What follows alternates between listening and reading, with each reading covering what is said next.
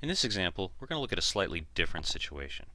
Let's say we've gone to the grocery store again, but being the environmentally conscious people we are, we brought reusable bags, but we didn't bring enough. But you know what? There were only 2 items that didn't fit, so we ended up just carrying those by hand and not using up a third bag. So we have these 2 loose items plus our grocery bags. And once again, what's happened here is that in this grocery bag, we've got our items: X brand deodorant, Y brand cat food, Z brand people food. And in the other bag, just happens to be the exact same item. So the 2 grocery bags are identical. Now think about when you get these home. Once again, the first thing you would do is dump everything out of the bags, just like we've done here.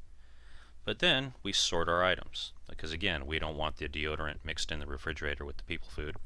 And so what we do is we take our items and we group them and put them in their respective spots, including our loose items. In this case, the cat food that was here, our deodorant, then our cat food, and then our people food. So what we end up with is 3 of the X brand deodorant, 2 of the Y brand cat food, and 5 of the Z brand people food. So now there we did a little bit just like distributive property, but then we also had those loose items. So start thinking about problems more like this. Let's take the same situation but start building it into an equation. 1 bag plus another exactly filled bag plus our 2 loose items. Now we could write that like this. 2, our bag, which again the bag has these items in it, plus our 2 loose items, where the coefficient of 2 says we've got 2 of the same identical bag. But now, again, let's dump out those groceries. Our groceries are these 4 items, but to show that they're still contained within the bag, we're going to switch out the bag with parentheses, because again, parentheses are like the grocery bag in math. 2 of this bag, which I'm using parentheses for, X brand deodorant, Y brand cat food, 2 of the Z brand people food. And we've got 2 bags that are just filled the same way. And then again our loose items.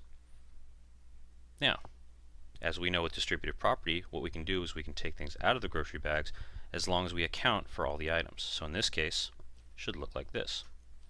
2 bags, each with 1 of these, 1 of these, and 2 of these, would then, once dumped out, be 2 of the X's, 2 of the Y's, and then 2 times 2 here would be 4 of the Z's. And so this is our part with distributive property. But now what about our loose items? Our loose items didn't get grouped with all this other stuff. Well, let's use the commutative property and move those things around so they are grouped together. Let's move our deodorant over here with the 2X, and let's move our 4Z over here with the other Z that was loose. And so now if I put those like terms together, I've got 3X, 2Y, and 5Z. And this becomes the equation or expression that describes our original situation. And if we were to take this and go back to our original slide, we would see that it matches up. 3x plus 2y is 5z. And so this is how we simplify algebraic expressions when we've got both things in bags and out. The process is still the same. Think about what you would do with groceries in terms of taking them out of the bag, about grouping like items together, and then organizing them into separate piles. And it's the same exact process we want to do with simplifying algebraic expressions.